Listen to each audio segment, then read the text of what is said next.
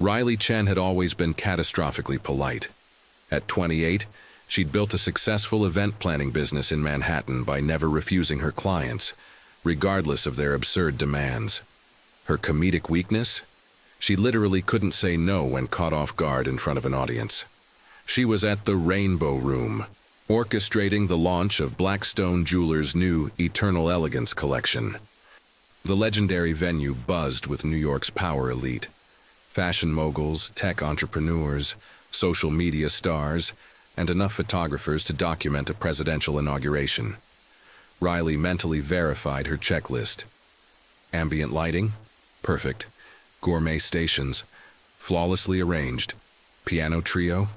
Creating magical atmosphere. Excellent, she murmured, adjusting a cascade of white peonies. Even my hypercritical mother couldn't find fault with this execution. That's when Grayson Blackstone, heir to the Blackstone jewelry empire, grabbed the microphone from the pianist. Riley's stomach lurched. This wasn't anywhere in tonight's schedule. He stood there in his bespoke Savile Row tuxedo, visibly shaking like a leaf in a hurricane. "Esteemed guests," Grayson's voice echoed through the suddenly hushed room. "Tonight isn't merely about revealing our newest collection. Tonight..." He produced a small platinum box, and Riley felt the floor disappear beneath her Louboutins. "Tonight, I'm asking the most extraordinary woman I've ever known to marry me." Every single person in that glittering room turned to stare directly at Riley. She stood paralyzed like a statue, positioned perfectly in front of the temporary stage. Grayson descended the steps with the opened box, revealing a diamond that could probably fund a space mission. "Riley," he announced, kneeling before 300 of Manhattan's most influential figures, "will you marry me?" Time crystallized. Camera strobes exploded like lightning strikes. Her heartbeat hammered so intensely she worried the Rainbow Room's famous windows might shatter from the vibrations. Her brain screamed, "But we've had maybe 10 conversations. Most were about appetizer selections." But her mouth, programmed by years of Midwestern manners and compulsive agreeableness, completely sabotaged her. "Yes." Pandemonium erupted. Champagne corks launched like rockets. Grayson kissed her, a clumsy, over-enthusiastic collision that felt like being tackled by an excited golden retriever. Silver confetti exploded from concealed ceiling mechanisms. Where did those even come from? And suddenly, Riley was drowning in congratulations from total strangers. "Congratulations, darling," squealed a woman whose face showed clear evidence of extensive cosmetic intervention. "Absolutely enchanting," Riley smiled reflexively while internally experiencing a complete psychological breakdown. What disaster had she just unleashed? 25 minutes later, she escaped to the ladies' lounge, finally able to process the catastrophe. She stared at her reflection, lipstick obliterated, hair resembling abstract art, and a rock on her finger that could probably eliminate national debt. "Okay, Riley," she whispered to the mirror. "You just agreed to marry someone you barely know, witnessed by 300 power brokers while being filmed by Entertainment Weekly. How exactly are you extracting yourself from this mess?" The lounge door swung open, revealing an elegantly dressed woman in her late 50s. "Sweetie, I'm Patricia from Harper's Bazaar," the woman declared, phone already recording. "Could you tell our readers about your epic love story with Grayson? Our audience is absolutely craving the romantic details." Riley's mouth opened and closed like a fish experiencing breathing difficulties. It was love at first sight," Patricia suggested, typing rapidly. "Exactly," Riley practically yelled, clutching the suggestion like a rescue rope. "Complete first sight love. Very visual, the romance." Patricia examined her strangely but continued documenting. "And when's the big day?" "The wedding is..." Riley felt reality tilting dangerously. "We're still organizing. You know how it is. We want everything absolutely perfect." After Patricia finally left, Riley slumped against the marble vanity and slid down until she was sitting on the cold floor. She pulled out her phone and called her best friend. "Sage, I need emergency help. I've done something monumentally stupid." "Riley, why are you whispering, and why do I hear jazz music?" Because I just accepted Grayson Blackstone's marriage proposal in front of half of New York's social elite. Complete silence. Sage, you did what? The shriek was so loud Riley had to hold her phone at arm's length. It's worse than it sounds. How could it possibly be worse than accidentally getting engaged to one of Manhattan's most eligible bachelors? Because, Riley took a shaky breath, I'm pretty sure he meant to propose to someone else entirely. What do you mean, someone else? Sage, the man doesn't even know my favorite color. We've talked maybe 8 times, and 7 were about venue logistics. You don't propose to your event planner unless you've completely lost your mind or you think she's someone completely different. Riley heard Sage's sharp intake. All right, we can solve this. How difficult can breaking off an accidental engagement really be? Riley looked at her phone, already exploding with notifications. Instagram, TikTok, Twitter. Her engagement was trending worldwide. Sage? Yeah? I think it might be significantly more complicated than we're imagining. Through the lounge door, she could hear the party continuing. Sounds of celebration for a love story that existed only in everyone else's imagination. She looked down at the massive diamond reflecting light from the Rainbow Room's famous chandeliers. Tomorrow, she'd figure out how to untangle herself from this nightmare. Tonight, she had to survive being congratulated for the most expensive mistake of her life. Her phone buzzed with Grayson's text. Already excited about wedding planning. This is perfect. Riley stared at the message and realized she was trapped in much deeper trouble than she'd thought. Because somewhere in the back of her mind, a tiny rebellious voice was whispering that maybe, just maybe, being Mrs. Grayson Blackstone wouldn't be the absolute worst thing that could happen to her. That tiny rebellious voice was about to turn her perfectly controlled life completely upside down. Riley woke up the next morning hoping everything had been a champagne-induced nightmare. Then she saw her face plastered across 3 different tabloid covers at the corner bodega. Diamond Dynasty Love. Blackstone heir pops the question. Surprise engagement. Riley Chen says yes to Manhattan's most eligible. Wedding bells. Inside the romance that has New York buzzing. She grabbed all 3 magazines, slapped down a 20, and sprinted back to her apartment like she was being chased by paparazzi. Which, considering the morning she was having, might actually happen. Her phone had been ringing nonstop since 6 a.m. Her mother, her clients, random reporters, and approximately 15 wedding planners offering their services. She'd turned it off after the 3rd call from a reality TV producer wanting to document her fairy tale romance. The doorbell rang. Riley peered through the peephole and nearly fainted. Grayson stood in her hallway holding a bouquet roughly the size of a Christmas tree. "Hey there, fiancé," he said when she opened the door, clearly having no idea how to navigate this situation. "I brought flowers, and we should probably talk about wedding stuff and fiancé things." He was handsome, Riley had to admit. Perfectly styled blonde hair, green eyes that belonged in a cologne commercial, and that trust fund smile that graced Manhattan charity event photos. But he had the personality depth of a puddle. "Come in," she said, trying to sound enthusiastic. "Want some coffee?" "I love coffee," he replied, settling onto her small kitchen table. "Actually, what kind of coffee do you like? I should probably know my future wife's preferences." Riley nearly dropped the coffee pot. Future wife. How was she going to escape this? "I like regular coffee, just coffee-flavored coffee." Grayson pulled out a leather notebook and actually wrote that down. Regular coffee. Got it. "And favorite color?" "Why?" "For the wedding.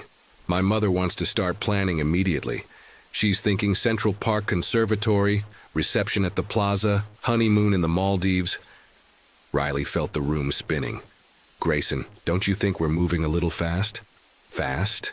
He looked genuinely confused. "But you said yes in front of everyone. It was even on page 6 this morning." At that moment, Riley's phone rang. It was Sage. "Excuse me," she said, answering. "Riley, you need to get to my office right now," Sage whispered urgently. There's a guy here looking for you, a seriously attractive guy. Says he met you at the event last night and needs to talk to you about something urgent. What guy? I don't know, but he's wearing a Green Thumb Gardens t-shirt and has dirt under his fingernails. Also, he has these incredible blue eyes that... I'll be right there. Riley hung up quickly. Sorry, Grayson. Work emergency. Can we continue this conversation later? Of course, I'll use the time to call the priest. He stood up, gave her an awkward cheek kiss. Love you, babe. Love you. Riley shuddered. 40 minutes later, she was staring at the most intriguing man she'd ever encountered. Dark hair that looked like he'd run his fingers through it, ocean blue eyes, and a casual confidence that Grayson would never possess in a million years. You must be Riley, he said, standing up with an easy smile. I'm Jackson Rivers. Hi, she managed, completely mesmerized by those eyes. Look, I know this is going to sound crazy, but I need to tell you something about last night. Jackson ran his hand through his hair. I own Green Thumb Gardens. We handled all the floral arrangements for the event and, well, I witnessed everything. Riley felt her stomach drop. Everything what? The proposal that wasn't meant for you. What do you mean? Jackson sighed, pulling out his phone. Grayson was nervous all day, kept asking if everything was perfect, if the setup was exactly right. Then he showed me this photo and said, "She's amazing, man. Tonight's the night." He handed her his phone, and Riley's knees buckled. The photo showed a stunning redhead, clearly a model or actress. Scarlett Morgan, Jackson continued.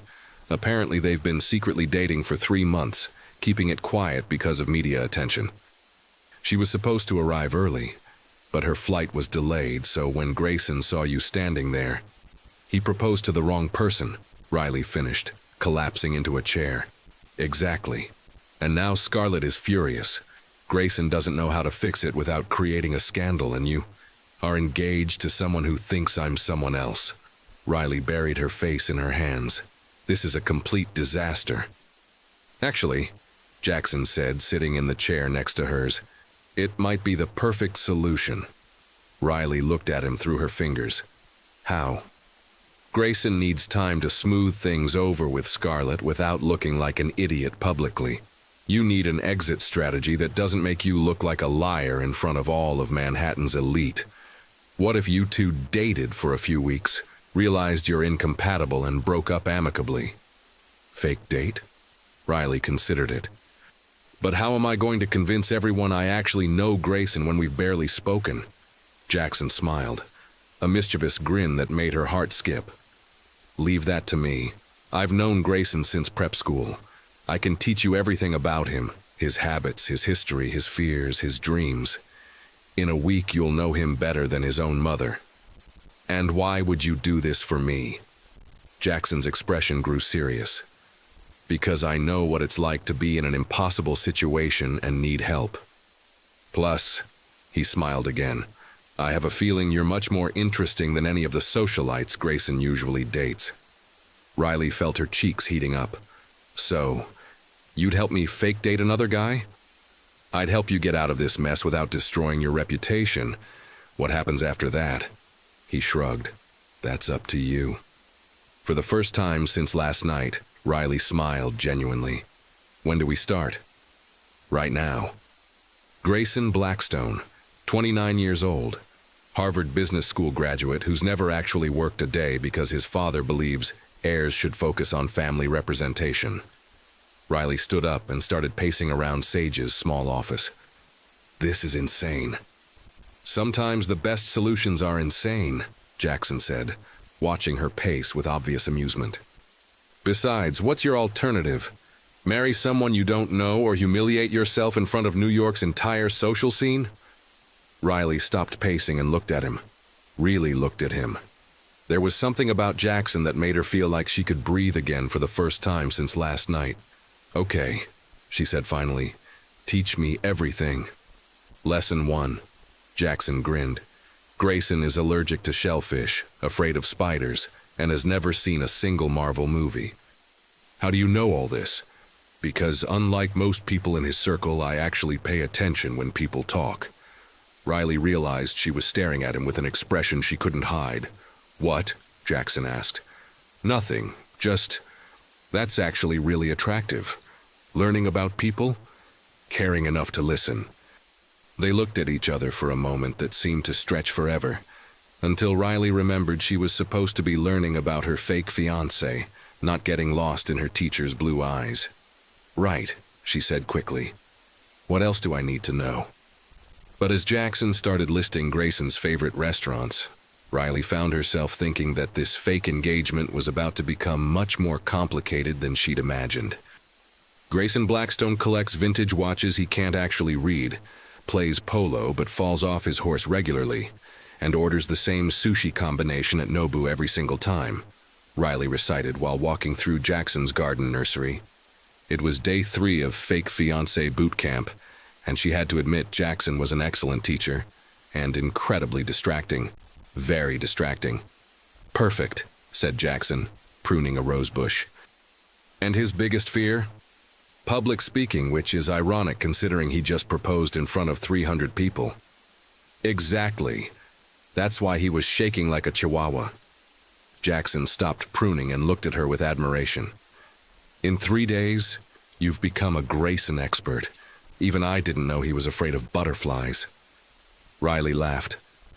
"I discovered that yesterday when he called to plan our first official date and suggested everything except the butterfly conservatory at the Natural History Museum." "And how's the fake relationship going?" "Awkward," Riley admitted, sitting on a bench among the lavender plants. "Yesterday he took me to lunch at Daniel and spent the entire time asking what I wanted for our engagement party. Apparently his mother already booked the Hamptons house for next weekend." Jackson's expression changed. "Next weekend? Complete with a guest list of 200 people, including half the Forbes list and 3 senators." "That's soon. Tell me about it. I'll be performing the role of blissfully happy fiancé in front of people who could destroy my business with one bad review." Jackson set down his pruning shears and sat beside her on the bench. "Riley, are you sure about this plan? We could just tell everyone the truth." "The truth?" Riley laughed, but it sounded hollow. "That I'm so pathetically eager to please that I accidentally agreed to marry a stranger? That would really help my reputation as a competent event planner." "You're not pathetically anything," Jackson said seriously. "You're kind, intelligent, and successful. Any guy would be lucky to actually date you." Riley felt her heart skip. "Any guy?" "Any guy with half a brain," Jackson replied, and something in his voice made her look at him more closely. They were sitting close enough that she could see the flecks of green in his blue eyes, close enough to notice that he smelled like cedar and something uniquely him that made her head spin. "Jackson," she started. "I know," he said quietly. "I know this is complicated and that you're supposed to be in love with someone else and that I'm just helping you get out of this mess, but I can't stop thinking about you. About how you laugh when you think something is genuinely funny, about how smart you are, about how you bite your lip when you're concentrating." Riley realized she was biting her lip right now. "You've been watching me bite my lip?" "Among other things." The air between them seemed to crackle with electricity. Riley found herself leaning closer, and Jackson's hand reached up to touch her face. Her phone rang. Grayson. They sprang apart like they'd been caught doing something illegal. "Hey, sweetheart," Riley answered, trying to sound normal while her heart hammered against her ribs. "Riley, great news. I just had lunch with my college roommate, and he suggested we double date this weekend before the engagement party. You'll love them."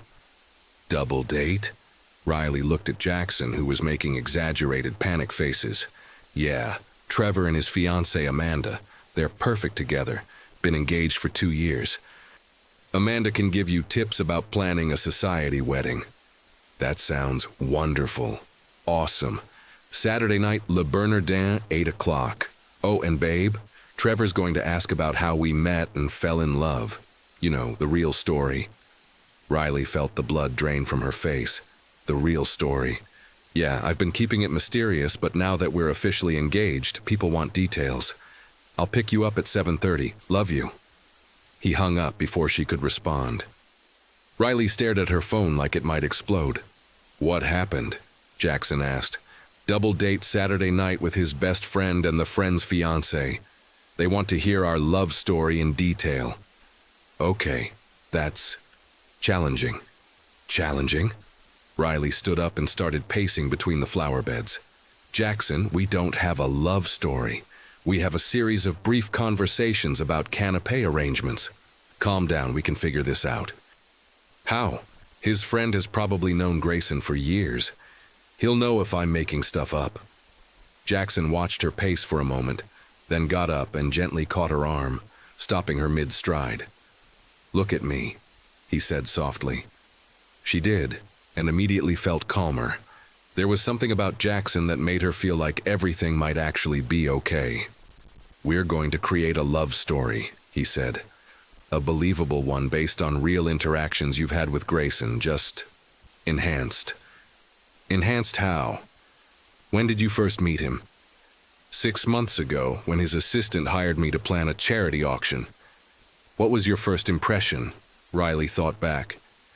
"That he was handsome but seemed nervous about something." "Perfect. And when did you first have a real conversation?" 2 months later, at another event. He asked if I thought the lighting was too bright." "Great. So we build from there.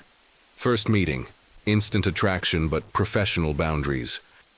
Second meeting, real conversation that showed his thoughtful side.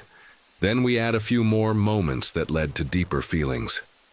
Riley listened as Jackson spun a romantic narrative from the sparse facts of her actual interactions with Grayson. He was incredibly creative, weaving in details about Grayson's personality that made the story both believable and genuinely sweet. "You're really good at this," she said when he finished. "I'm good at paying attention to people and understanding what makes them tick. Is that why you left your family's business?" Jackson's expression grew serious. "How did you know about that?" "Lucky guess. You know everyone in Grayson's circle, but you work with plants and have dirt under your fingernails. Plus, Rivers isn't exactly an unknown name in Manhattan real estate." "Rivers Development Corporation," Jackson confirmed. "My father builds luxury condos that destroy everything green in their path. I tried to change things from the inside, failed, so I left to do something that actually makes the world better. That must have been hard. Hardest thing I've ever done. My father still won't speak to me." Riley stepped closer to him. "But you're happier now?" "Much happier, especially lately." "Lately?" "Since I met a certain event planner who accidentally got engaged to the wrong guy." They were standing close again, that magnetic pull drawing them together. This time, when Jackson's hand touched her cheek, Riley didn't pull away. "This is crazy," she whispered. "The craziest," he agreed, his thumb tracing her cheekbone. "I'm supposed to be figuring out how to fake love someone else. I know. And you're supposed to be helping me do that. I know that too.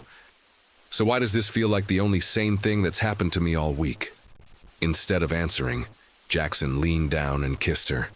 It was nothing like Grayson's awkward, overeager kiss.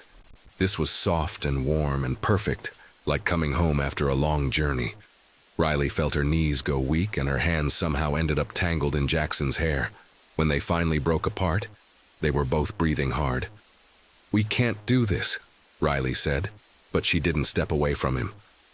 "I know. Saturday night, I have to convince his best friend that I'm madly in love with Grayson. I know. And next weekend, I have to play the perfect fiancé at an engagement party for 200 people. "Riley," Jackson said, his hand still framing her face, "what if you didn't have to?" "What do you mean?" "What if there was another way out of this, one where you don't have to pretend to love someone you barely know?" Before Riley could ask what he meant, her phone rang again. This time it was her mother. "I have to take this," she said reluctantly, stepping away from Jackson's warmth. "Riley Ann Chen," her mother's voice boomed through the phone. "I just saw the news. Why didn't you tell me you were dating anyone, let alone someone you were serious enough to marry?" "Mom, I can explain. I'm flying to New York tomorrow. We have a wedding to plan." The call ended, and Riley looked at Jackson with pure terror in her eyes. "My mother is coming. Tomorrow." "The one you described as hypercritical?" "The very same. The one who will see through any lie I tell within 30 seconds of meeting Grayson." Jackson grinned, but it was the kind of grin that suggested he was about to propose something either brilliant or completely insane. "Well then," he said, "I guess we better make sure you're really, really good at this fake engagement thing by tomorrow night." Riley had a feeling that her life was about to get significantly more complicated. Riley had survived many challenging events in her career. Celebrity tantrums, weather disasters, even a wedding where the bride changed her mind at the altar. But nothing had prepared her for dinner at Le Bernardin with her fake fiancé, his best friend, and her hypercritical mother all in the same room. "So, Riley," said Trevor Ashford, Grayson's prep school roommate who looked exactly like what Central Casting would order for privileged Wall Street type, "tell us the real story. How did our boy here finally convince someone as amazing as you to say yes?" Riley felt Grayson's hand squeeze hers under the table, a gesture that should have been romantic but felt more like a lifeline thrown to a drowning person. Her mother, Victoria Chen, sat across from them with the laser-focused attention of a detective interrogating a suspect. Amanda Worthington, Trevor's fiancée, leaned forward with the eager expression of someone about to hear the greatest love story ever told. "Well," Riley began, her voice sounding surprisingly steady, "it wasn't exactly love at first sight." Which was absolutely true, considering she'd barely noticed Grayson existed until he proposed to her by accident. "Really?" Amanda's perfectly sculpted eyebrows rose. "But you two seem so perfect together." Riley launched into the carefully crafted story she and Jackson had rehearsed. "When I first met Grayson at the Children's Hospital charity auction, I thought he was incredibly handsome, but I was there professionally. I never expected him to notice me." "But he did notice you," her mother interjected with surgical precision. "What exactly did he say?" Grayson jumped in, clearly having memorized his part of their fictional romance. "I asked her about the lighting setup because I was nervous about my speech, and she gave me this incredible pep talk about how the cause was more important than my anxiety. She was so passionate about helping those kids." That part was actually true. Riley had given him advice about his speech. She'd just forgotten about it until Jackson helped her remember. "And then what happened?" Trevor pressed, signaling the waiter for another bottle of wine. "Nothing for a while," Riley continued. "We kept running into each other at different events, and each time we talked a little longer. Grayson would ask my opinion about things, and I started looking forward to seeing him." Also technically true, though looking forward to seeing him was a generous interpretation of hoping he wouldn't change the catering menu at the last minute again. "But when did you know?" Amanda sighed dreamily. "When did you realize you were falling for him?" Riley's mind went completely blank. This wasn't part of their rehearsed story. She looked at Grayson, who was staring at her with obvious panic. Riley started, then found herself thinking about the moment that afternoon when Jackson had kissed her in his garden. The words came tumbling out before she could stop them. "It was when I realized he really listened to me. Not just polite conversation, but actually heard what I was saying and remembered details about things I cared about. And he made me laugh, even when I was having the worst days. I knew I was in trouble when I started looking for excuses to text him, just to have a reason to talk to him." The table went silent. Riley realized she'd been describing her feelings for Jackson, not Grayson. Fortunately, everyone seemed to interpret her emotional honesty as proof of her deep love for her fiancé. "That's beautiful," Amanda whispered, actually tearing up. Even her mother looked satisfied. "And you, Grayson, when did you know Riley was the one?" Grayson's answer was smoother than Riley expected. "When I realized I trusted her opinion more than anyone else's. I started asking her advice about everything. Business decisions, family issues, even what to wear to important meetings. She just got me, made me want to be better than I was." Riley stared at him in surprise. That was actually a really good answer. And the way he said it, looking directly at her with genuine warmth in his eyes, almost made her believe he meant it. How romantic! Amanda clapped her hands together. Trevor, why don't you ever say things like that? Hey, I'm romantic, Trevor protested. Remember when I bought you that necklace from Cartier? Buying expensive jewelry isn't the same as understanding someone's soul, Trevor. Riley watched Trevor's face fall and felt a stab of sympathy. She was about to say something diplomatic when her mother's phone rang. Excuse me, Victoria said, checking the caller ID. This is about the Chen Foundation Gala. I need to take this. As her mother stepped away from the table, Riley felt some of the tension leave her shoulders. The interrogation was temporarily suspended. Your mother seems lovely, Grayson said politely. She's thorough, Riley replied. She likes to make sure I'm making good decisions. And what's her verdict on me? Before Riley could answer, Trevor jumped back into the conversation. Dude, I have to say, I never thought I'd see you this happy. Remember in college when you swore you'd never get married because it was an outdated social convention? Grayson laughed nervously. People change, man. They sure do. I mean, look at you now, talking about trust and understanding and all that deep stuff. Riley's really changed you. Riley felt heat creeping up her neck. The more Trevor talked, the more obvious it became that the Grayson sitting next to her bore little resemblance to the commitment-phobic college student his best friend remembered. Actually, Amanda said, turning to Riley, I wanted to ask you about the engagement party next weekend. I heard Helena Blackstone is planning something spectacular. It should be lovely, Riley managed, though the thought of the upcoming party made her stomach churn. 200 guests, right? Including the Vanderbilts and the Astors. I saw the guest list when Helena called for Amanda's address. Trevor added helpfully. Riley's phone buzzed with a text. She glanced down and saw Jackson's name. How's the dinner from the underworld going? Need emergency extraction? Despite everything, she smiled. Who's texting? Grayson asked, leaning over to look. Work emergency, Riley said quickly, putting her phone away. My assistant dealing with a vendor issue. Her mother returned to the table just as the dessert course arrived. Sorry about that, crisis averted. Now, where were we? We were talking about the engagement party, Amanda said. I can't wait to see the Blackstone estate. I heard the gardens are incredible.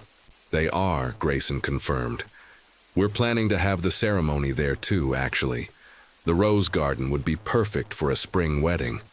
Riley nearly choked on her creme brulee. We are. I thought we discussed this, Grayson said, looking confused. Last week when we were planning? They had definitely not discussed this. Riley was pretty sure they'd never discussed anything beyond the next few weeks. Of course, she said weakly. The rose garden. Her mother's radar immediately activated. You don't sound certain, sweetie. Is everything all right? Everything's perfect, Mom. Just overwhelmed by all the planning. Victoria Chen studied her daughter's face with the intensity of a scientist examining bacteria. Riley, you've planned hundreds of events. This shouldn't overwhelm you unless... Unless what? Unless you're having second thoughts. The table went dead silent. Trevor and Amanda exchanged glances. Grayson's hand tightened on Riley's. Mom, that's ridiculous, Riley said, forcing a laugh. I'm just tired. It's been a crazy week. Has it? Her mother continued relentlessly. What exactly has been so crazy? You got engaged 5 days ago to someone you've supposedly been dating for months. The planning should be the easy part. Riley felt trapped. Her mother was like a bloodhound when she sensed something was off, and right now she clearly smelled deception. Victoria, Grayson said smoothly, I think what Riley means is that everything's been happening so fast since the proposal. The media attention, the party planning, adjusting to being officially engaged. It's a lot for anyone. The media attention? Victoria's eyebrows rose. What media attention?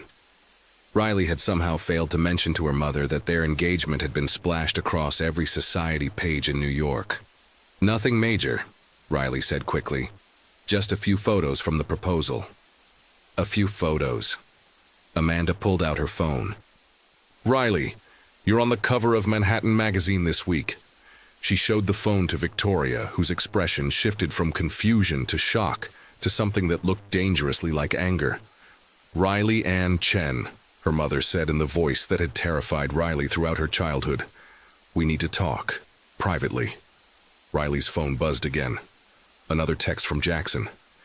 "If you don't respond in the next 10 minutes, I'm calling the restaurant to report a hostage situation." Despite the disaster unfolding around her, Riley found herself fighting back a smile. Even in crisis mode, Jackson could make her laugh. "Excuse me," she said, standing up. "I need to powder my nose. Mom, want to come with me?" In the restaurant's elegant bathroom, Victoria Chen unleashed 28 years of maternal interrogation skills. "Start talking," she said, "and don't even think about lying to me. I changed your diapers. I know when you're being deceptive." Riley stared at her reflection in the mirror, at the massive engagement ring that still felt foreign on her finger, at the carefully applied makeup that was supposed to make her look like a woman in love. "It's complicated, Mom." "Uncomplicate it." "I can't." "Riley, I've known you for 28 years. You've never mentioned this man before 5 days ago. You've never brought him home, never talked about a serious relationship, never even hinted that you were dating anyone. And now suddenly you're engaged to someone I've never heard of, whose proposal is trending on social media, and you're planning a society wedding that will cost more than most people's houses." Riley felt her carefully constructed facade beginning to crumble. "Mom, are you pregnant?" "What? No. In some kind of trouble? Did he help you out of a bad situation?" "Not exactly." "Then what exactly? Because the daughter I raised doesn't accept marriage proposals from men she barely knows, no matter how rich or handsome they are." Riley looked at her mother, really looked at her. Victoria Chen had immigrated to America with nothing, built a successful business from scratch, and raised Riley to be independent and strong. She deserved the truth. "You're right," Riley said quietly. "I barely know him." Victoria's face softened slightly. "Then why did you say yes?" "Because I was put on the spot in front of 300 people and I panicked.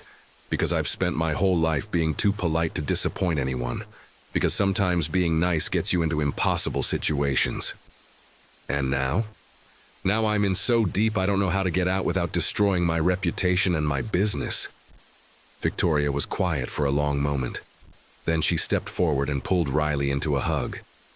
"Oh, sweetheart," she said. "What have you gotten yourself into?" "The mess of the century," Riley mumbled into her mother's shoulder. "Well," Victoria said, pulling back and smoothing Riley's hair, "then we better figure out how to get you out of it." "We? You're my daughter.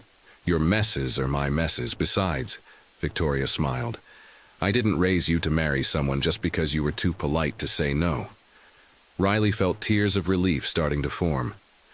"But what do I do? How do I get out of this without looking like a complete fraud?" "I don't know yet, but we'll figure it out." Victoria checked her lipstick in the mirror. "For now, let's get through dinner. Then tomorrow, you're going to tell me everything, and I mean everything, about how you ended up engaged to a stranger." "Everything?" "Including whoever's been texting you all evening and making you smile like that." Riley felt her cheeks burn.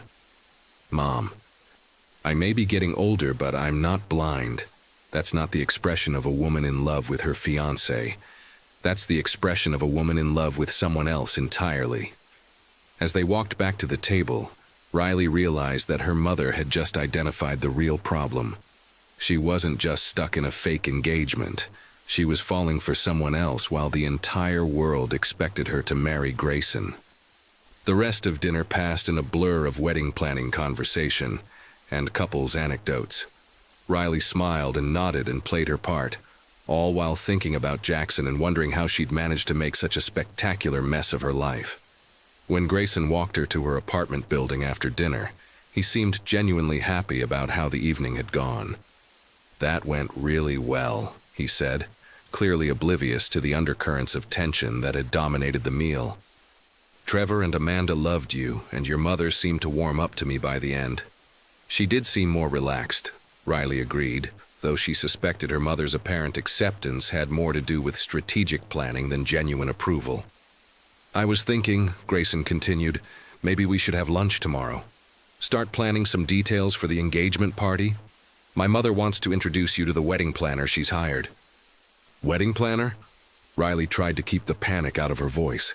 But I am a wedding planner. I know, but Mother insists on using Evangeline Worth. She's planned weddings for 3 generations of Blackstones. Riley nodded, though the idea of being planned for instead of doing the planning felt like another piece of her identity being stripped away. Sure, she said. Lunch sounds great. Grayson kissed her goodnight, the same awkward, overeager kiss that still felt like being slobbered on by an enthusiastic puppy. As she watched him walk away, Riley couldn't help comparing it to this afternoon's kiss with Jackson, which had felt like coming alive for the first time. Her phone rang as soon as she got inside her apartment. Jackson. Survived the dinner? He asked without preamble. Barely. My mother knows something's up. How much does she know? Everything. Well, almost everything. I haven't told her about you yet. There was a pause. Are you going to? Riley sank onto her couch, still wearing her little black dress and heels, feeling exhausted down to her bones. I don't know. This is all getting so complicated, Jackson. Grayson wants to plan our wedding. His mother hired a wedding planner. My mother knows I'm lying about something, and Trevor and Amanda think we're the greatest love story since Romeo and Juliet. Romeo and Juliet ended badly, Jackson pointed out. Not helping. Sorry, what can I do? Riley closed her eyes, picturing Jackson in his garden, dirt under his fingernails and that easy smile that made her forget about everything else. I don't know, she said honestly. I feel like I'm drowning. Then let me throw you a lifeline. What do you mean? Meet me tomorrow night. After your lunch with Grayson. After whatever family obligations you have. Just you and me, away from all the chaos. Jackson, I know it's complicated. I know you're supposed to be planning a fake engagement to someone else. But Riley, I can't pretend I don't care about you. And I think you might care about me too. Riley felt her heart racing. You're right. I do care about you. That's the problem. Why is that a problem? Because I'm supposed to be figuring out how to fake love Grayson, and instead, I'm falling for you.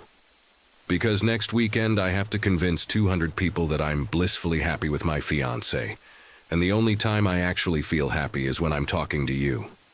The silence stretched between them, filled with everything they couldn't say.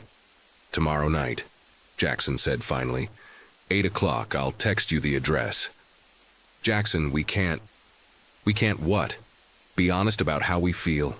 Spend time together? Riley, you're not actually engaged. This is all pretend. It doesn't feel pretend anymore. It feels like I'm living someone else's life and I don't know how to get back to my own. Then tomorrow night, just for a few hours, be yourself. With me. No pretending, no performing, just us. After Jackson hung up, Riley sat in her dark apartment staring at her engagement ring. In 1 week, her entire world had turned upside down. She was fake engaged to someone she barely knew, lying to everyone she cared about, and falling for a man she had no business falling for. Tomorrow she had to have lunch with Grayson and pretend to be excited about wedding planning. Tomorrow night, she was apparently meeting Jackson for what sounded dangerously close to a date. And next weekend, she had to stand in front of 200 of New York's most influential people and convince them she was madly in love with the wrong man. Riley looked down at the massive diamond-catching light from the street lamps outside her window and realized she was running out of time to figure out how this story was supposed to end. Riley woke up Friday morning to 17 missed calls, 43 text messages, and her face on the front page of the New York Post with the headline, Blackstone Bride, inside the engagement that has Manhattan talking. She groaned and pulled a pillow over her head, but her phone immediately started ringing again. Unknown number. Hello? she answered wearily. Riley Chen, this is Evangeline Worth from Worth Weddings. Helena Blackstone asked me to call you about your upcoming nuptials. I have openings this afternoon to begin preliminary planning. Riley sat up in bed, her brain struggling to process. Preliminary planning? Of course, darling. A Blackstone wedding requires at least 18 months of preparation. We'll need to secure the cathedral, coordinate with Vera Wang's atelier, book the plaza's grand ballroom, arrange tastings with Daniel Boulud. Wait, slow down, Riley interrupted. 18 months? Minimum for a wedding of this caliber. Helena mentioned a June ceremony? That gives us exactly 14 months, which is cutting it quite close, but we can make it work with proper planning. Riley felt the walls of her apartment closing in. Can I call you back? I need to discuss some details with Grayson first. Of course. But darling, don't wait too long. The best vendors book up years in advance for society weddings. After hanging up, Riley stared at her ceiling and wondered if it was possible to die from stress. Her fake engagement was supposed to last a few weeks, not 14 months. How had everything spiraled so completely out of control? Her phone buzzed with a text from Grayson. Can't wait for lunch today. Mom found the perfect location for our engagement photos, Central Park at sunset. Another text, this one from her mother. Had coffee with my friend Janet this morning. She says the Blackstones are already telling people the wedding will be the social event of the decade. We need to talk. And finally, one from Jackson. Saw the post. You okay? Still on for tonight? Riley typed and deleted about 15 different responses to Jackson before settling on. Barely surviving. Yes to tonight. Need sanity. She dragged herself to the shower where she spent 20 minutes under scalding water trying to figure out how her life had become a soap opera. When she emerged, her apartment buzzer was ringing. Riley, it's me, came Grayson's voice through the intercom. She glanced at the clock. 10:30 a.m. They weren't supposed to meet until noon. Come on up, she said, frantically running to her bedroom to throw on clothes. Grayson appeared at her door 5 minutes later carrying an enormous bouquet of white roses and wearing the kind of excited expression usually reserved for Christmas morning. Surprise, he announced, thrusting the flowers at her. I couldn't wait until lunch. I have so much to tell you. Grayson, what's going on? Riley asked, accepting the roses and trying to find somewhere to put them in her small apartment. Everything's happening so fast. My mother's already planned half our wedding. Trevor called this morning to offer his family's house in the Hamptons for our bachelor and bachelorette parties, and he paused dramatically, pulling out his phone. Wait until you see this.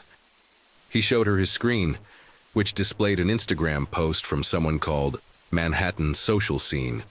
The post featured a photo of them from last night's dinner, with Riley smiling at something off-camera, probably one of Jackson's texts, while Grayson gazed at her adoringly. The caption read, Love is in the air, Grayson Blackstone and his stunning fiancée Riley Chen at Le Bernardin last night. Sources say they're planning the wedding of the century. Blackstone bride. Society. Wedding. Teach true love. Look at the comments, Grayson said, scrolling down. Everyone's talking about how perfect we are together. Riley scrolled through the hundreds of comments. A socialite squad, she's gorgeous, goals. A Manhattan maven, finally someone who can keep up with a Blackstone. A wedding watcher, already planning to crash this wedding. Elite events, Riley Chen planned my daughter's sweetie. 16, she's amazing. Lucky Grayson. This is insane, Riley muttered. I know, right? We're like Manhattan royalty. Grayson beamed. Oh, and I have another surprise. Riley felt a sense of impending doom. What kind of surprise? My cousin Charlotte is in town from London and she's dying to meet you. I invited her to lunch with us today. Your cousin Charlotte? Charlotte Pemberton Blackstone. She's a duchess or something in England. Super sophisticated, speaks like 5 languages, went to Oxford. Grayson's enthusiasm was palpable. She's going to love you. Riley's stomach dropped. Another family member to convince. Another person to lie to, another layer of complication in what was supposed to be a simple fake relationship. That sounds wonderful, she managed. I knew you'd be excited. Oh, and she's bringing her fiancé, Lord something or other. Apparently they're planning their own wedding at some castle, so you two can compare notes. Riley was beginning to understand how people ended up in witness protection programs.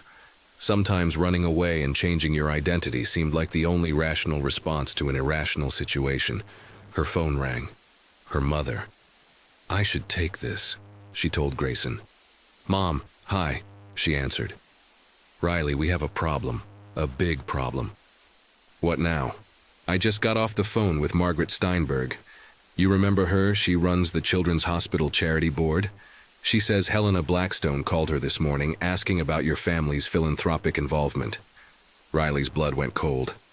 What did Margaret tell her? The truth, that the Chen family has donated modestly to various causes over the years, but we're hardly in the same league as the families Helena usually associates with. Riley, I think she's investigating us. Investigating us for what? To make sure you're suitable for their precious heir. And when she finds out that your father runs a small accounting firm and your mother owns a catering business, she's going to realize you're not exactly Blackstone material. Riley sank onto her couch, Grayson watching her with growing concern. Who's that? He asked. Work, Riley mouthed. Riley, her mother continued, I think you need to end this before it gets any worse. I can't just end it, Mom. It's complicated. More complicated than lying to one of New York's most powerful families? Because that's what you're doing, whether you meant to or not. I know. Look, can we talk about this later? I'm about to have lunch with Grayson and apparently his Duchess cousin from England. His what? I'll call you later, Mom. After hanging up, Riley looked at Grayson, who was staring at her with a puzzled expression. Everything okay? He asked. You look a little pale. Just work stress. Nothing important. Well, forget about work. Today is about us, about our future together. Grayson sat down next to her on the couch, taking her hands in his. Riley, I know this has all happened fast, but I want you to know how happy you've made me. The sincerity in his voice caught her off guard.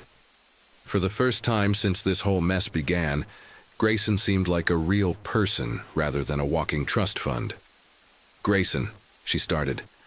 I know I'm not the most exciting guy in the world, he continued.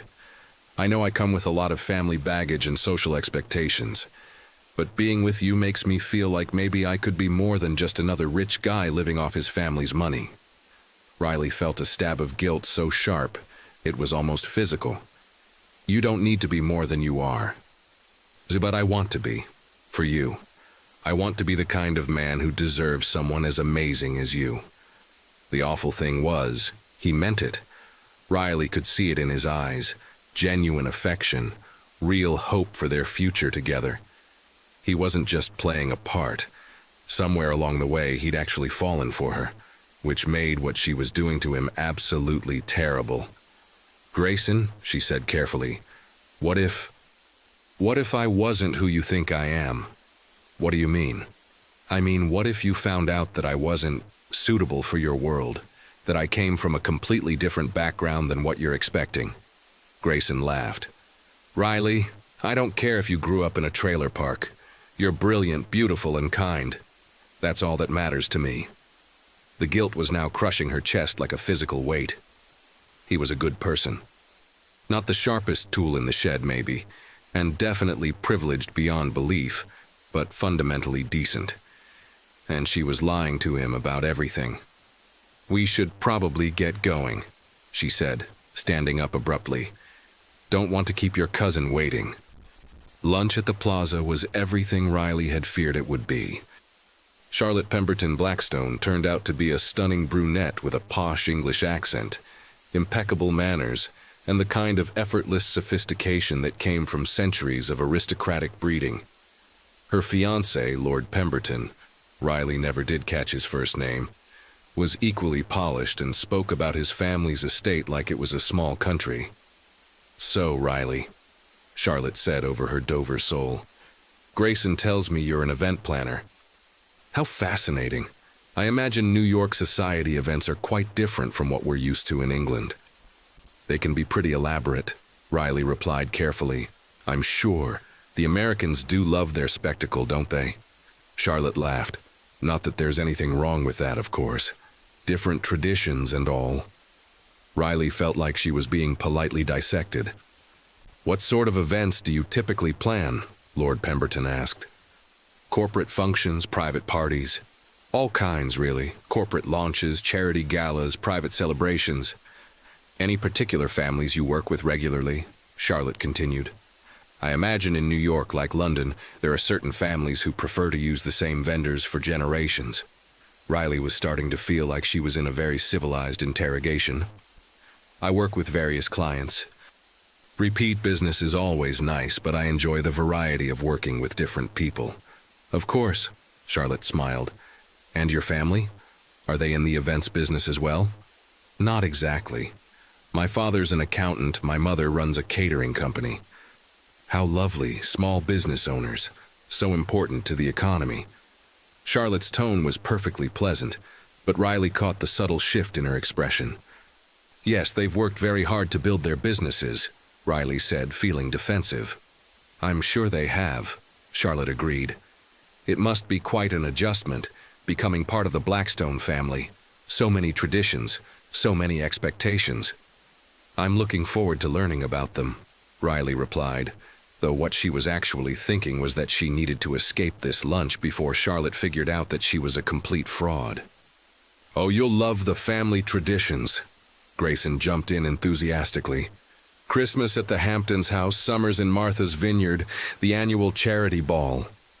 Don't forget the wedding traditions, Charlotte added with a meaningful look. Blackstone women have been married in the same cathedral for over a century. Helena must be thrilled to continue the tradition. Riley's phone buzzed with a text. She glanced down and saw Jackson's name. Thinking about you. Hope you're surviving whatever fresh drama today has brought. Despite everything, she smiled. Good news? Grayson asked, noticing her expression. Just my assistant confirming some details for a client event, Riley said quickly.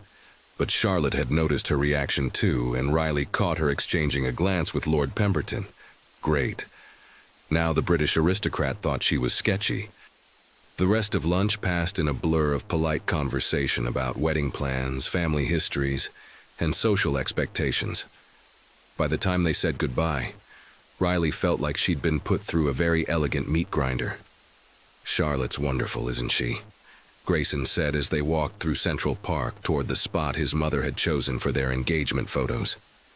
She's very sophisticated, Riley replied diplomatically.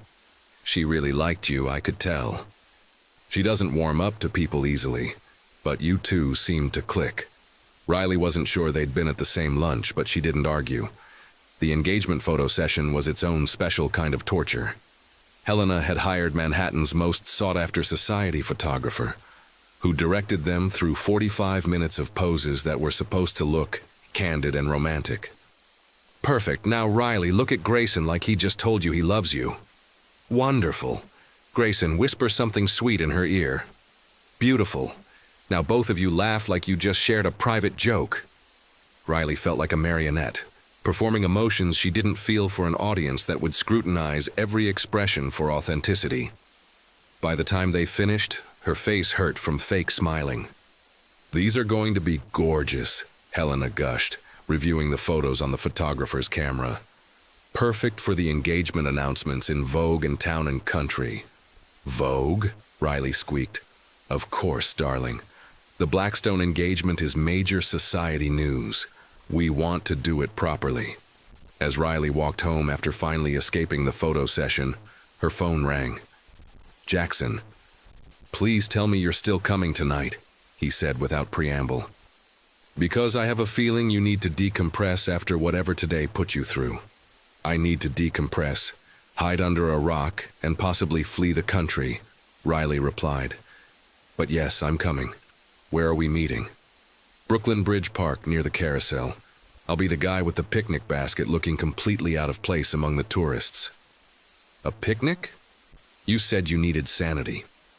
Sometimes sanity looks like simple food, good wine, and conversation that doesn't involve wedding planning or family expectations.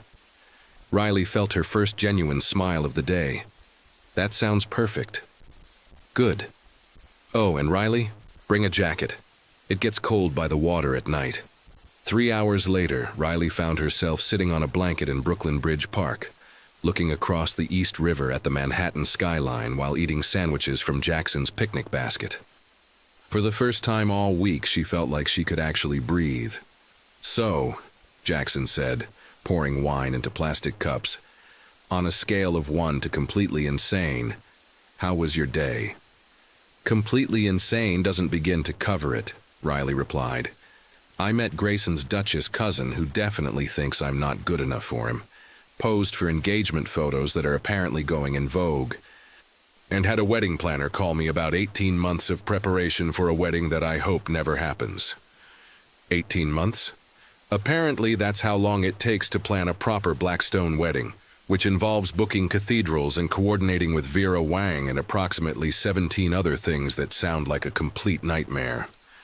Jackson was quiet for a moment, studying her face in the fading daylight. "Riley, can I ask you something?" "Sure." "Are you starting to have second thoughts about getting out of this?" "What do you mean?" "I mean, Grayson's a good guy, even if he's not particularly exciting. He obviously cares about you. His family has money and influence. From the outside, it probably looks like a pretty good deal." Riley considered the question seriously. "A week ago, maybe I would have been tempted. The security, the social status, the idea of never having to worry about money again. It's not nothing. But now I know what it feels like to have a real conversation with someone who actually listens to my answers. I know what it feels like to laugh until my stomach hurts, to be around someone who makes me want to be funnier and smarter and more myself, not less." She realized she was describing her feelings for Jackson again, and from the way he was looking at her, he realized it too. "Riley, I know this is complicated," she said quickly. "I know the timing is terrible and the situation is impossible, and I'm supposed to be fake engaged to someone else.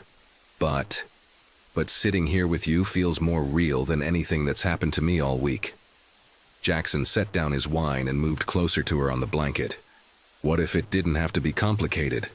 "What do you mean?" "What if you just told everyone the truth? That the engagement was a mistake, that you barely know Grayson, that you want out?" "I can't do that." "Why not?" "Because it would destroy my reputation. Because it would humiliate Grayson in front of everyone he knows.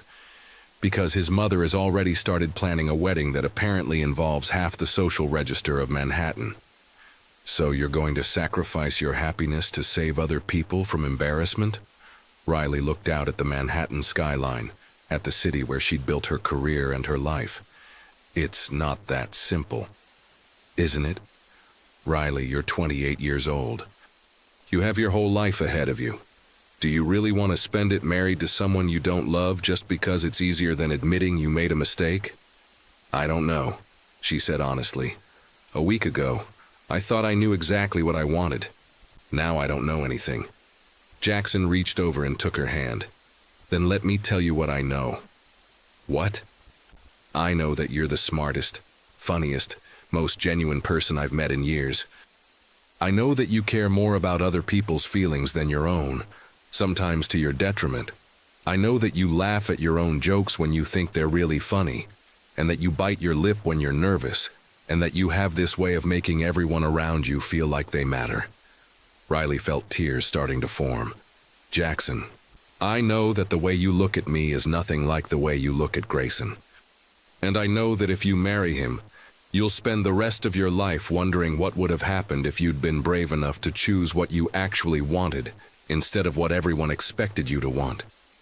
They sat in silence for a moment, the weight of his words settling between them.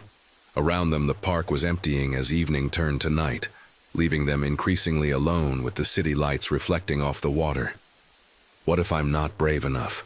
Riley whispered. "Then I guess we'll find out together," Jackson said, and leaned over to kiss her. This time, Riley didn't pull away. She kissed him back with all the emotion she'd been holding in all week.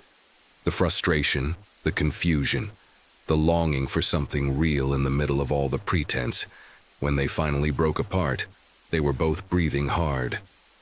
"This is crazy," Riley said. "The good kind of crazy or the bad kind?" "I don't know yet." Jackson smiled and tucked a strand of hair behind her ear. "Well, we've got time to figure it out." Riley's phone buzzed with a text. She glanced down and saw Grayson's name. "Can't wait for the engagement party tomorrow night. Mom says everything's perfect. Love you." The engagement party, tomorrow night. In less than 24 hours, she would be standing in front of 200 people, pretending to be blissfully happy about marrying Grayson while her heart was sitting on a picnic blanket in Brooklyn, belonging to someone else entirely. "The engagement party is tomorrow," she said quietly. "I know. What am I going to do? What do you want to do?" Riley looked at Jackson, then at her phone, then back at the Manhattan skyline where her old life was waiting for her to return and continue the charade. "I want to run away with you and never look back." "Okay. Okay? Riley, if that's what you want, then let's do it. Pack a bag, leave a note, and disappear. We'll figure out the rest later." For a moment, Riley actually considered it. Just disappearing, leaving behind the mess she'd created and starting fresh somewhere else with Jackson. But then reality crashed back in.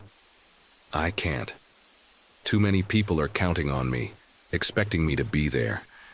I can't just abandon Grayson the night before his engagement party, even though he's not actually your fiancé. Even though he doesn't know that.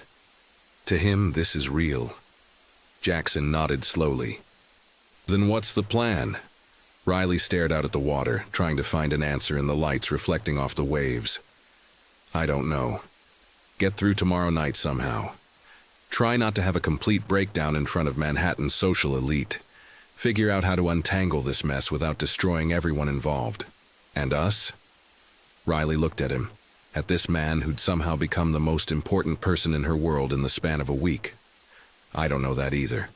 But Jackson, whatever happens tomorrow, whatever I decide to do about this engagement, you need to know that this tonight, sitting here with you, this is the most honest I've felt since this whole thing started." "Then hold on to that," Jackson said, squeezing her hand. "Whatever tomorrow brings, remember that this is real."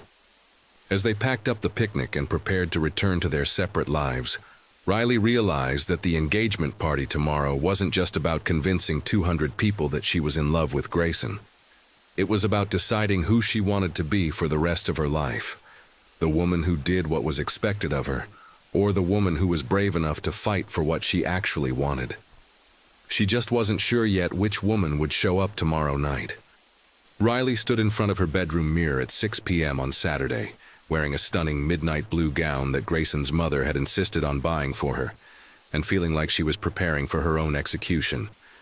The engagement party started in 2 hours, and she still had no idea how she was going to survive the evening without having a complete emotional breakdown in front of Manhattan's most influential families. Her phone had been buzzing all day with messages. "Grayson, can't wait to show you off tonight. You're going to look incredible." Her mother, "Remember what we discussed. You don't have to go through with this if you don't want to." Sage, "Girl, I saw the guest list. Half of Forbes 400 is going to be there, no pressure or anything." And Jackson, "Whatever happens tonight, know that I'm proud of you for trying to do the right thing by everyone. That's who you are. Someone who cares. Text me if you need an emergency escape plan." The emergency escape plan was looking more appealing by the minute. Riley's doorbell rang at exactly 6:30. She opened it to find Grayson looking devastatingly handsome in a custom tuxedo, holding a small Tiffany box. "You look absolutely breathtaking," he said, his voice full of genuine awe. "I mean, I knew you were beautiful, but tonight, wow." "Thank you," Riley managed, accepting the kiss he placed on her cheek. "You look very handsome yourself." "I have something for you," Grayson said, presenting the Tiffany box with an almost boyish excitement. "Something to wear tonight." Inside was a pair of diamond earrings that probably cost more than most people's cars. "Grayson, these are gorgeous, but they're too much." "Nothing's too much for my fiancé," he said. gently taking the earrings from the box. "May I?" As he fastened the earrings, Riley caught sight of herself in the hallway mirror. She looked like she belonged in his world, elegant, polished, expensive, but she felt like an actress playing a role she'd never auditioned for. "Perfect," Grayson said, stepping back to admire his handiwork. "Riley, before we go, I want to tell you something." "What?" "I know this has all happened fast. I know there are probably people tonight who are going to question whether we really know each other well enough to be getting married. But I want you to know that I've never been more sure of anything in my life." Riley felt that familiar crushing weight of guilt. "Grayson, let me finish," he said, taking her hands. "I know I'm not the most exciting guy. I know I come with a lot of baggage, family expectations, social obligations, media attention. But being with you makes me want to be better than I am. You make me laugh. You challenge me to think about things differently. And you make me feel like maybe I could actually contribute something meaningful to the world instead of just living off my family's money."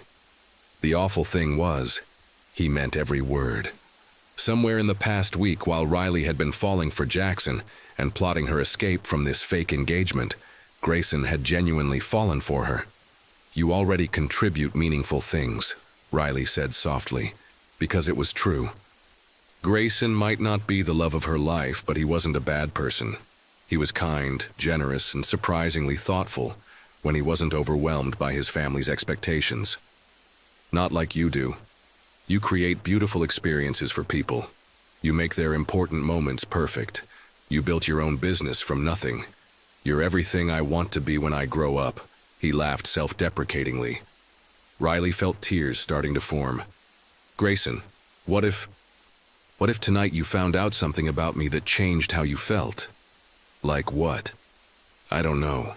Something that made you realize I wasn't who you thought I was?" Grayson smiled and cupped her face in his hands. "Riley, I already know who you are. You're the woman who spent 3 hours helping my grandmother find the perfect gift for her bridge partner's birthday, even though it had nothing to do with any event you were planning. You're the woman who noticed that the catering staff at the charity auction looked exhausted and made sure they got breaks and proper meals. You're the woman who remembers that I don't like shellfish and that I get nervous speaking in public and that I have terrible taste in movies." Each example he gave was like a small knife to her heart, because they were all true. Somehow, despite barely knowing each other, he had been paying attention to her in ways she hadn't even noticed. "Those are just small things," Riley whispered. "Small things are everything," Grayson replied.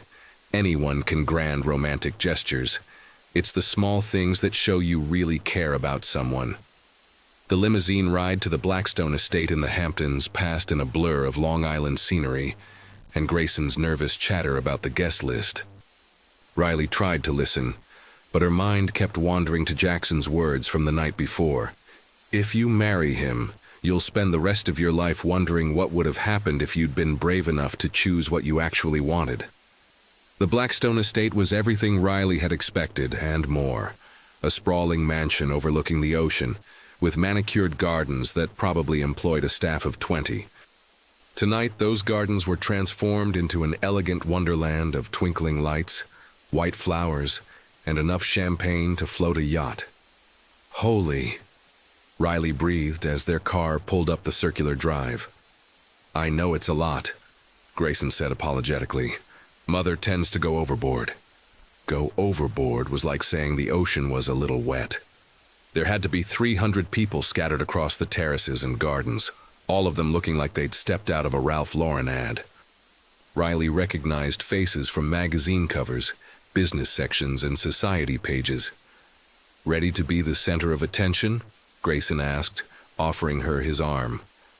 "As ready as I'll ever be," Riley replied, which was to say, not at all. The moment they stepped out of the car, they were swarmed. Photographers, reporters, and what seemed like half of New York's social register descended on them with congratulations, questions, and champagne toasts. "Riley, you look absolutely radiant. Grayson, you lucky man. When's the wedding? Tell us about the proposal. Are you planning a spring wedding?" Riley smiled and nodded and played her part, all while feeling like she was watching someone else's life unfold. Helena Blackstone, resplendent in gold Oscar de la Renta, swept them toward the main terrace where a small stage had been set up. "Darlings, you look perfect," Helena gushed. "Riley, that dress is divine on you." Now, in about 20 minutes, Grayson's father is going to make a toast. And then, Grayson, you'll say a few words about your beautiful fiancée. "I'll say a few words?" Grayson looked panicked. "Nothing elaborate, just a few sentences about how happy Riley makes you. You know, romantic but tasteful." Riley felt the blood drain from her face. A speech, in front of 300 people, about their fake love story. "Mrs. Blackstone, maybe a speech isn't necessary." Riley started. "Nonsense, it's tradition. Besides, everyone's dying to hear how you two fell in love. It's so romantic, keeping your relationship quiet until you were ready to announce your engagement." Riley excused herself to find the ladies' room, where she promptly locked herself in a stall and had a quiet panic attack. She pulled out her phone and texted Jackson, "Emergency. Need that escape plan. Now." Her phone rang immediately. "Riley, what's wrong?" "Grayson has to give a speech about our love story. In front of 300 people, including reporters." "Okay, breathe. Can you get away from the party?" "How?" "I'm the guest of honor. If I disappear, people will notice. Then we need to do this the hard way." "What's the hard way?" "You're going to have to tell the truth." "Jackson, I can't." "Riley, listen to me. This has gone far enough. Grayson is about to get up in front of everyone he knows and profess his love for you. His parents have planned your wedding. His mother is investigating your family. How much deeper are you going to let this go?" Riley knew he was right, but the thought of standing up in front of all these people and admitting she'd been lying for a week made her physically nauseous. "What if they destroy my business? What if no one in this city ever trusts me again? What if you spend the rest of your life married to someone you don't love because you were too scared to admit you made a mistake?" Riley closed her eyes and tried to imagine herself 5 years from now, married to Grayson, attending parties like this one as Mrs. Blackstone, living a life that felt like an elaborate costume she could never take off. "I can't do this," she whispered. "Then don't." "But how do I?" "One step at a time. First, get through the speech. Then find a way to talk to Grayson privately. Tell him the truth, all of it. Give him the chance to decide how he wants to handle this. What if he hates me? What if he doesn't? Riley, you said yourself that he's a good person.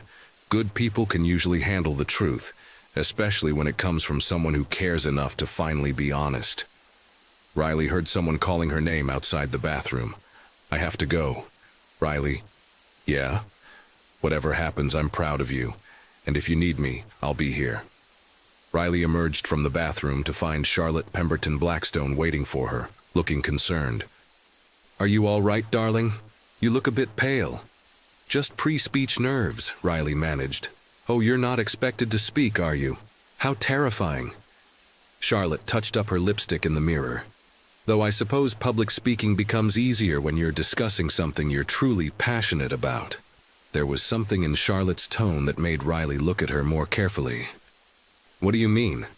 "Well, when you're talking about someone you genuinely love, the words just flow naturally, don't they? You can see it in people's faces when they talk about their true feelings versus when they're just performing." Riley felt like Charlotte was trying to tell her something. "Charlotte, can I ask you something?" "Of course." "When you and Lord Pemberton got engaged, were you absolutely certain he was the right person for you?" Charlotte studied Riley's face in the mirror. "Do you want the polite answer or the honest one?" "The honest one. I was terrified, not of him, but of making the wrong choice for the right reasons. There's enormous pressure in families like ours to marry well, to choose someone suitable rather than someone who sets your soul on fire.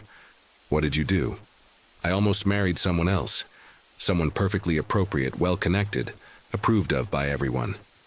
Charlotte turned to face Riley directly. "It would have been the safe choice.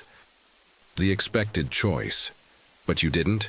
No, because I realized that I'd rather be genuinely happy with someone who challenged my family's expectations than perfectly miserable with someone who met them. They looked at each other for a long moment, and Riley realized that Charlotte knew. Somehow, Grayson's sophisticated cousin had seen right through her performance. "Charlotte, whatever you decide to do," Charlotte said quietly, "make sure it's your decision, not everyone else's." Before Riley could respond, the bathroom door opened and Helena Blackstone swept in. "There you are. It's time for the speeches. Riley, you look lovely but a bit flushed. Are you feeling well?" "Just excited," Riley lied. Back on the terrace, someone had dimmed the party lights and turned on a spotlight over the small stage. Grayson's father, Richard Blackstone, took the microphone and delivered a polished speech about family traditions, finding the right person, and his excitement about welcoming Riley into their family. Then it was Grayson's turn. Riley watched him take the microphone, looking nervous but determined.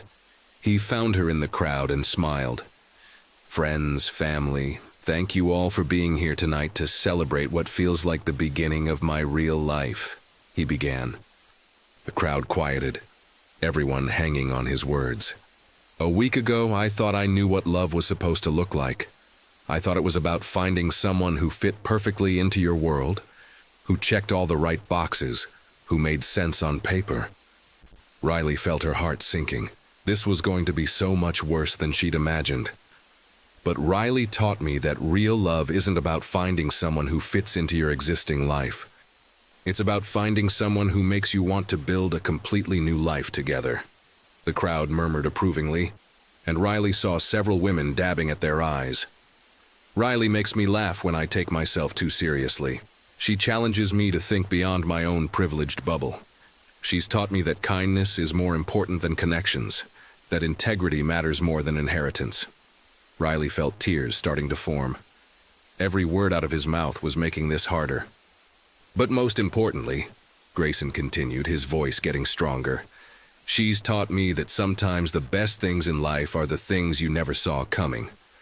I didn't plan to fall in love with my event planner. It wasn't part of my life strategy.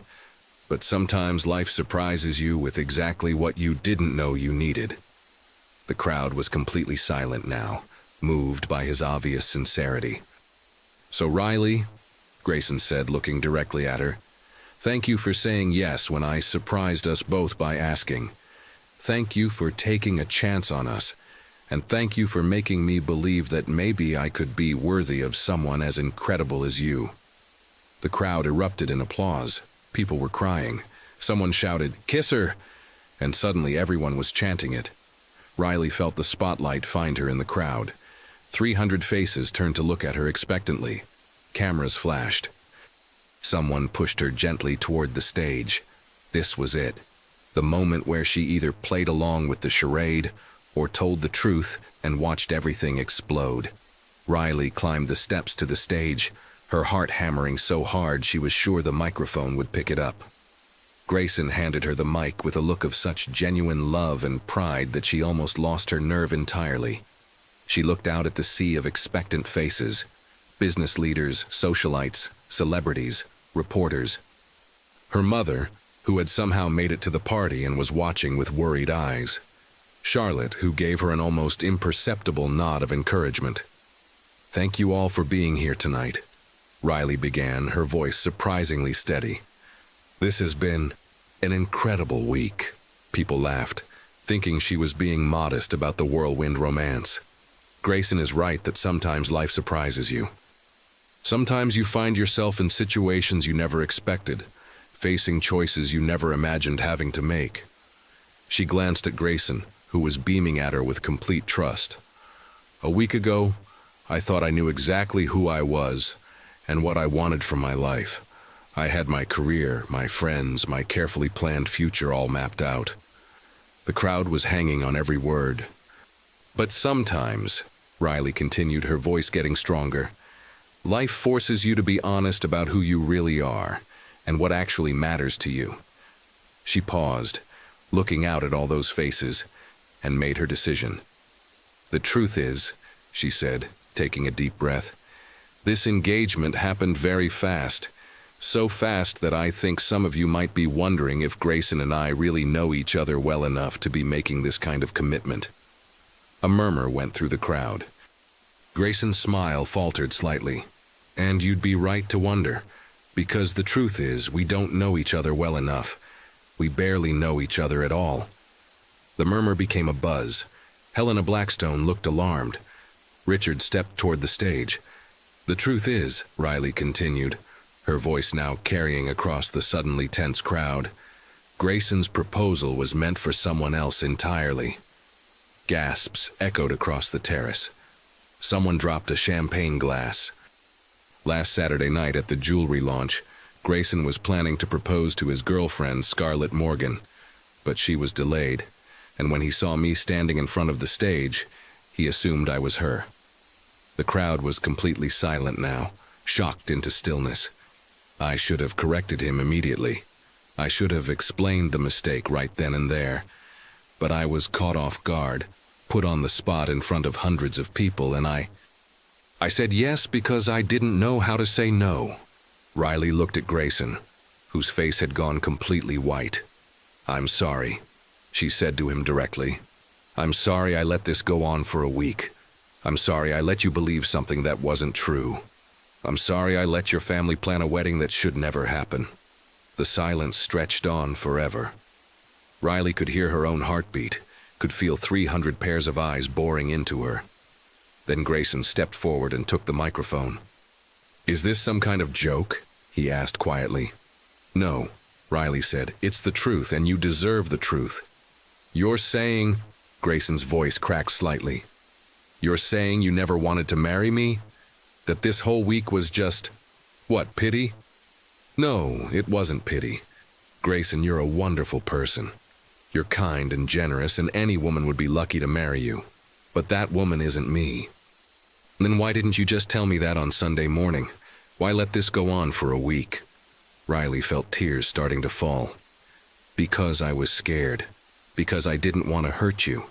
Because I thought maybe I could make it work, could learn to love you the way you deserve to be loved. And you can't." Riley looked out into the crowd and found Jackson. He was standing at the back of the terrace, having somehow managed to get into the party. He gave her a small nod of encouragement. "No," she said softly, "I can't, because I'm in love with someone else." The crowd erupted. Photographers started snapping pictures furiously. Helena Blackstone looked like she might faint. Richard was shouting something that Riley couldn't hear over the noise. But Grayson just stood there, looking at her with an expression she couldn't read. "Who?" he asked quietly. Riley looked toward the back of the crowd again, but Jackson was gone. "It doesn't matter," she said. "What matters is that you deserve someone who chooses you first, who doesn't have to talk herself into loving you, who looks at you the way you just looked at me when you gave that speech." Grayson nodded slowly, then surprised her by stepping closer. "Riley," he said, his voice just loud enough for the microphone to catch. "Thank you." "For what?" "For finally telling me the truth. For not letting me marry someone who doesn't love me. For caring enough about my feelings to be honest even when it was hard." Riley felt fresh tears starting. "I'm so sorry, Grayson." "I know," he said, "and for what it's worth, I hope you get your happy ending with whoever he is." Then he handed the microphone back to her, kissed her cheek, and walked off the stage.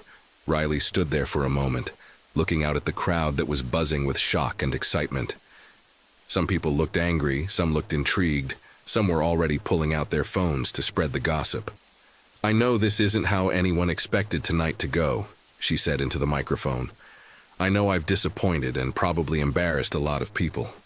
But I hope that someday you'll understand that sometimes the kindest thing you can do for someone is tell them the truth, even when it hurts."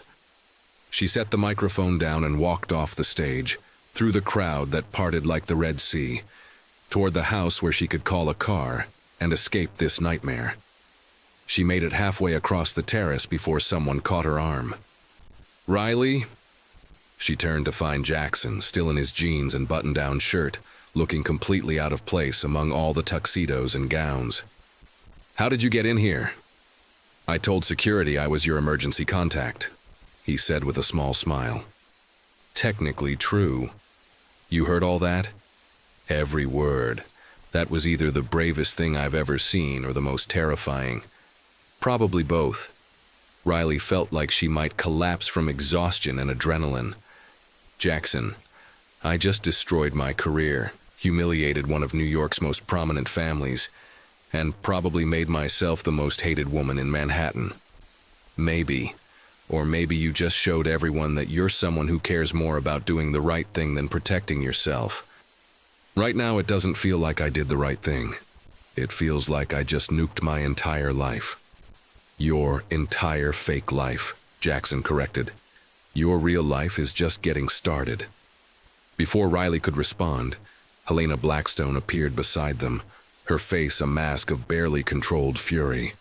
Miss Chen, she said in a voice that could freeze champagne, I think you've done quite enough for one evening. Mrs. Blackstone, I know you're angry, and you have every right to be. Angry doesn't begin to cover it. You've humiliated my son, embarrassed my family, and wasted a considerable amount of time and money on what was apparently an elaborate lie. I never meant for it to go this far, and yet it did. You had multiple opportunities to correct this misunderstanding, and instead you chose to deceive us. Riley felt Jackson step closer to her, a protective gesture that didn't go unnoticed by Helena. And you are? Helena asked Jackson coldly. Jackson Rivers, a friend of Riley's. Rivers? Helena's eyes narrowed. As in Rivers Development Corporation? Former Rivers Development Corporation, Jackson corrected. I left the family business 3 years ago. How convenient. Another family disappointment. Helena. The voice came from behind them. They turned to see Charlotte approaching, with Grayson close behind. Charlotte, please don't involve yourself in this, Helena said tersely. Actually, I think I will. Charlotte stepped up to Riley with a sympathetic smile. Riley, are you all right? I've been better, Riley admitted. I imagine so. Public truth-telling is rather exhausting. Charlotte turned to her aunt. Helena, perhaps we should let the girl go home. She's had quite enough drama for one evening. She's had enough drama. She created this drama. Actually, Grayson said quietly, I created this drama when I proposed to the wrong person without bothering to confirm who I was proposing to. Everyone turned to look at him. He'd loosened his bow tie and looked drained but oddly peaceful. Grayson, darling, you were just nervous, Helena said soothingly. Any man might make that mistake. No, Mother. This wasn't just nerves or bad lighting. I proposed to Riley because I assumed she was Scarlett. I never actually confirmed she was my girlfriend before asking her to marry me. That's actually pretty ridiculous when you think about it. But the media attention, the planning we've done, the invitations we've already ordered, can all be canceled, Grayson said firmly. Mother, I'm not marrying someone who doesn't love me just to save face. Helena looked like she wanted to argue further, but Richard appeared and put his hand on her shoulder. He's right, Helena. Let's let everyone go home and figure out how to handle the media tomorrow. Riley felt like she was in a dream. The Blackstones were being reasonable, understanding, after she just publicly humiliated them. Grayson, she said softly, Are we okay? He considered the question seriously. We will be. It stings right now, I won't lie. But Riley, I'd rather know the truth than live a lie, even if the truth hurts. For what it's worth, I think you're going to make someone very happy someday. Just make sure you actually know who they are first. Grayson laughed, the first genuine laugh she'd heard from him all week. Yeah, I'll work on that. As the Blackstones walked away to deal with their shocked guests, Riley found herself alone with Jackson on the edge of the terrace, overlooking the dark ocean. So, Jackson said eventually. That happened, Riley agreed. I just committed social suicide in front of half of New York's elite. You just chose honesty over convenience. That's not suicide. That's courage. Is it? Because right now it feels like I just threw away everything I've worked for. Did you? Or did you just make room for something better? Riley looked at him standing there in his casual clothes among all the evening wear, looking completely comfortable in his own skin despite being totally out of place. "What happens now?" she asked. "Now you go home, get some sleep, and tomorrow you start figuring out what you actually want your life to look like." "And what about us?" Jackson smiled and took her hand. "Us gets to be real now. No more pretending, no more fake engagements, no more secrets. Just us figuring it out together. Even though I might be the most notorious woman in Manhattan by morning. Especially because of that, I've always been attracted to rebels." Riley laughed despite everything. "I'm not sure accidentally getting engaged to the wrong person makes me a rebel. No, but standing up in front of 300 people and telling the truth when it would have been easier to keep lying, that definitely makes you a rebel." As they walked toward the house to find their ride back to the city, Riley's phone started buzzing with notifications. Text messages, emails, missed calls. The story was already spreading. "Second thoughts?" Jackson asked, noticing her expression. Riley looked back at the party, where people were still standing around in shocked clusters, probably planning how they'd tell this story for years to come. Then she looked at Jackson, who was watching her with patient understanding. "No," she said, turning off her phone and slipping it into her purse. "No second thoughts. For the first time in a week, I know exactly where I want to be." "Where's that?" "Anywhere but here, with you." Jackson grinned and pulled her closer. "I can work with that." As their car pulled away from the Blackstone estate, Riley looked back one last time at the elegant party, the beautiful people, the life she'd almost stepped into by accident. It was a good life, probably a comfortable life, but it wasn't her life. Her real life was sitting next to her, holding her hand and promising that whatever came next, they'd figure it out together. 3 months later, Riley's event planning business was actually doing better than ever. Apparently, being the woman who told the truth at the Blackstone engagement party had made her something of a celebrity in certain circles. People wanted to hire the event planner who was brave enough to choose authenticity over social climbing.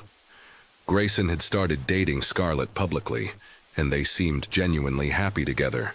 He'd even sent Riley a thank you note, saying that her honesty had forced him to be more honest about what he actually wanted from a relationship.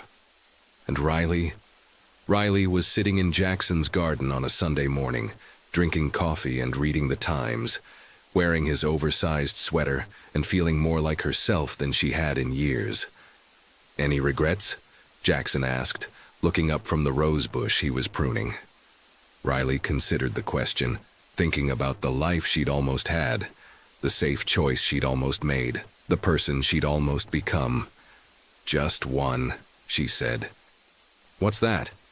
"I regret waiting so long to figure out that sometimes the scariest choice is also the right choice." Jackson set down his pruning shears and came to sit beside her on the garden bench. "Well," he said, kissing her temple, "you figured it out eventually. I had good help. You had courage. I just gave you a reason to use it." Riley leaned into his warmth, surrounded by the flowers they'd planted together, and realized that sometimes the best love stories start with the worst mistakes. Sometimes you have to say yes to the wrong person before you can find the courage to say yes to the right one. And sometimes, if you're very lucky, the right person is patient enough to wait while you figure that out.